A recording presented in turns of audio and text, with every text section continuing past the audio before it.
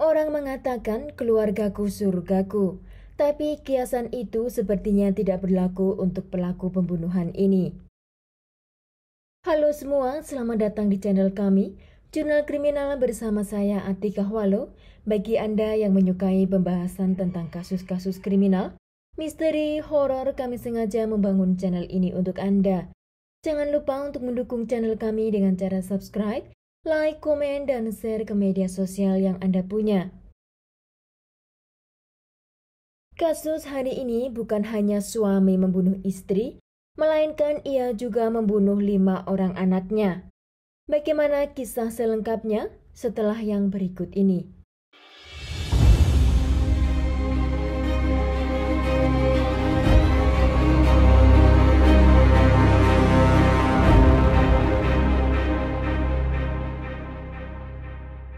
Mesach Damas adalah seorang penduduk Amerika yang lahir pada tanggal 2 Juli 1976, di mana dia berusia 33 tahun ketika ia melakukan pembunuhannya pada tahun 2009 lalu di Collier County, Florida. Semua serial killer atau pelaku kejahatan pasti memiliki andil dari mana dan oleh siapa dia dibesarkan. Karena masa kecil seseorang itu akan membentuk karakter orang tersebut ketika dewasa. Mesach Damas dia lahir di negara Haiti dari keluarga yang miskin dan kehidupan yang penuh kekerasan. Dia dibesarkan oleh keluarganya yang menganut ajaran Kristen Protestan sampai ia berusia 10 tahun. Setelah itu, orang tua Mesach menitipkan dirinya pada keluarga lain, sedang mereka pindah ke Amerika.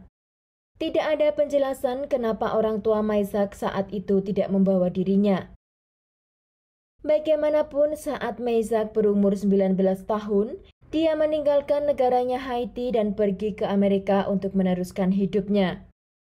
Setelah tinggal beberapa waktu di Amerika, akhirnya dia menjadi American citizen dan bekerja sebagai chef di restoran lokal.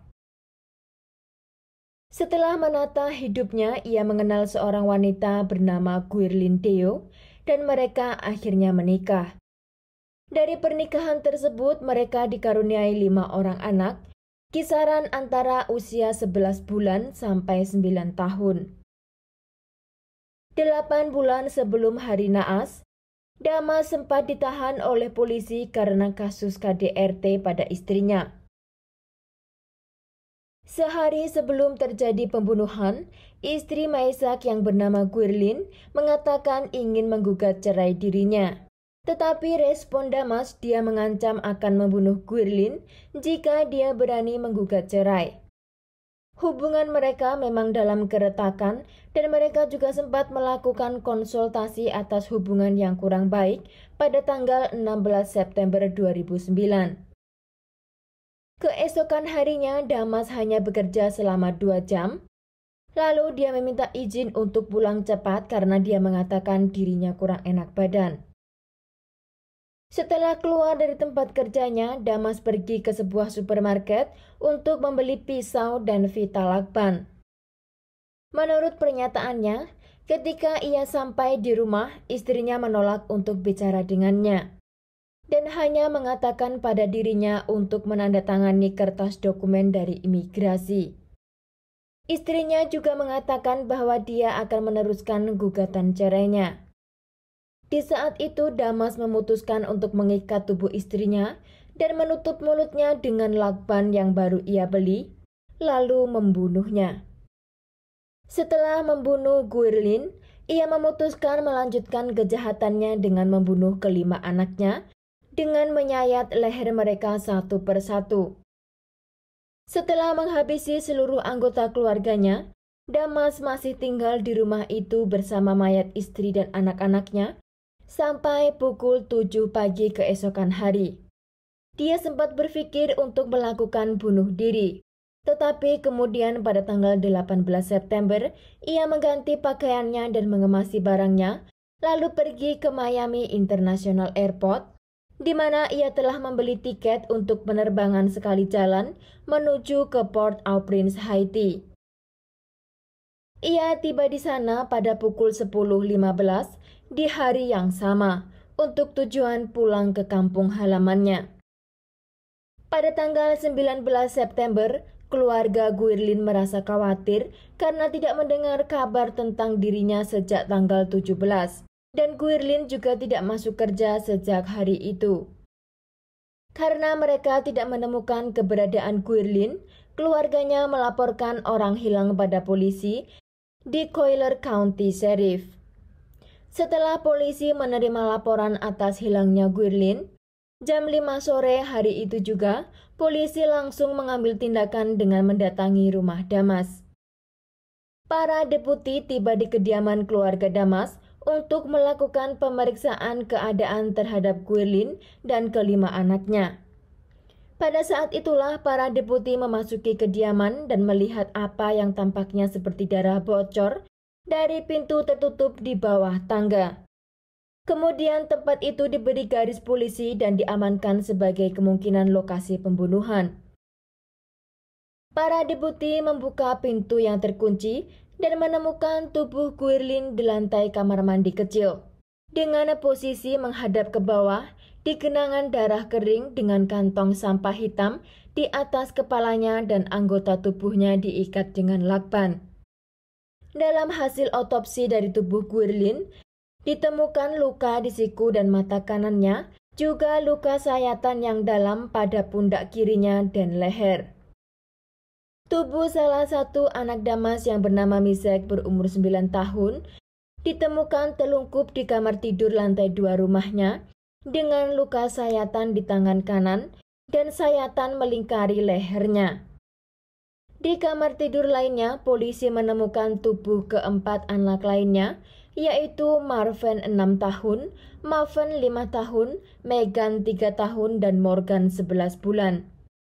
2 anak dalam posisi di lantai kamar tidur, 1 di tempat tidur, dan 1 di kasur lantai kamar tidur. Keempatnya mengalami luka akibat benda tajam di leher. Menurut kepolisian County Sheriff di kota itu, mereka menyatakan bahwa kasus itu adalah tragedi terngeri yang pernah terjadi di county history.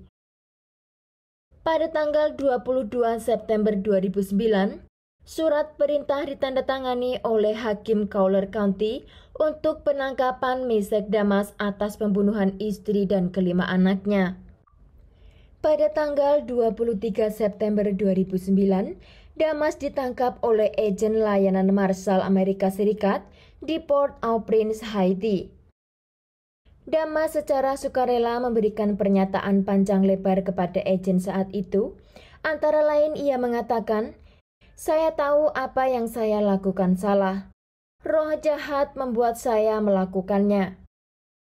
Dalam sebuah pernyataan kepada Naples Daily News pada hari yang sama, Damas mengakui pembunuhan istri dan kelima anaknya dan mengatakan bahwa dia ingin menerima hukuman mati atas kejahatannya.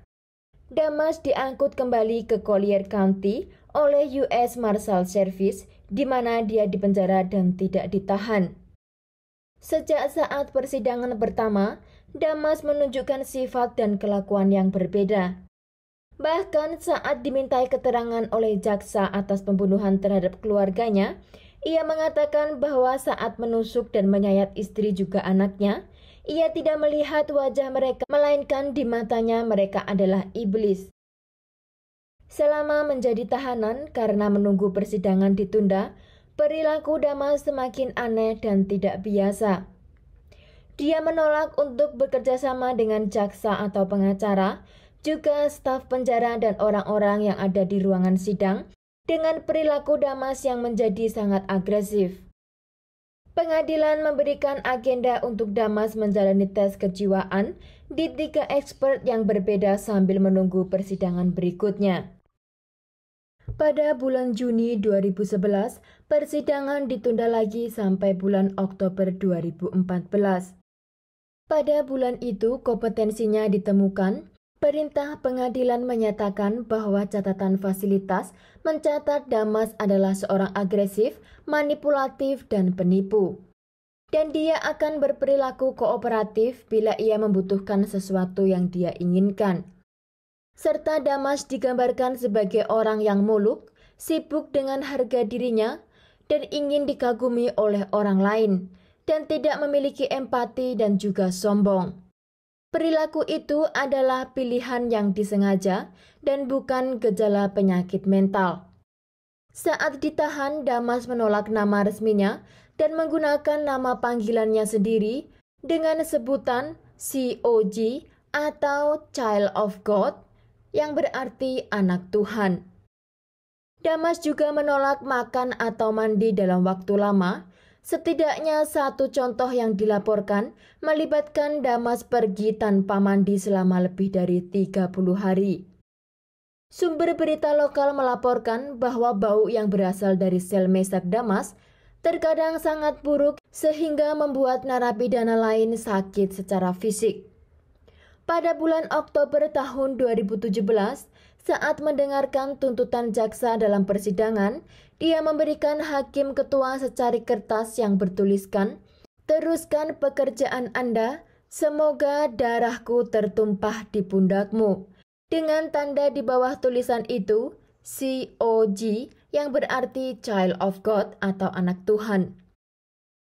Melihat betapa bahayanya terpidana ini, hingga dia di saat persidangan itu, hingga dia dipindahkan dan duduk di kursi dalam keadaan terikat. Karena perilaku Damas, persidangan itu memakan waktu yang cukup lama hingga tahun 2017. Pada tanggal 5 September tahun 2017, setelah lebih dari 8 tahun, akhirnya Meshach Damas mengakui kejahatannya di pengadilan atas pembunuhan istri dan kelima anaknya dengan dakwaan perencanaan kasus pembunuhan tingkat pertama. Pada Oktober di tahun yang sama, akhirnya hakim memutuskan hukuman mati pada Damas atas 6 dakwaan. Di sana Damas terakhir kalinya mengatakan rasa bersalah dan meminta maaf pada keluarga istrinya dengan berkata, "Saya hanya ingin meminta maaf khususnya pada keluarga istri saya. Saya tidak melihat mereka di sini hari ini, tetapi saya hanya meyakinkan bahwa mereka mengetahui itu. Saya tahu betapa mereka mencintai saudaranya, anaknya juga cucunya. Dan saya hanya ingin meyakinkan bahwa sayalah yang lebih mencintai mereka. Tapi dalam kejadian itu saya tidak memiliki jawabannya. Walaupun saya berharap saya tahu, tetapi saya tidak. Saat saya menghadap Tuhan yang besar, saya akan tanyakan padanya banyak hal. Dari sekarang saya hanya menaruh kepercayaan pada Tuhan dan meminta maaf pada seluruh dunia." Sekian kasus hari ini, jangan lupa tinggalkan like dan komen. Jika Anda tidak keberatan, klik tombol subscribe untuk mendukung channel kami. Terima kasih saya ucapkan kepada subscribers. Sekian, sampai jumpa di kasus berikutnya.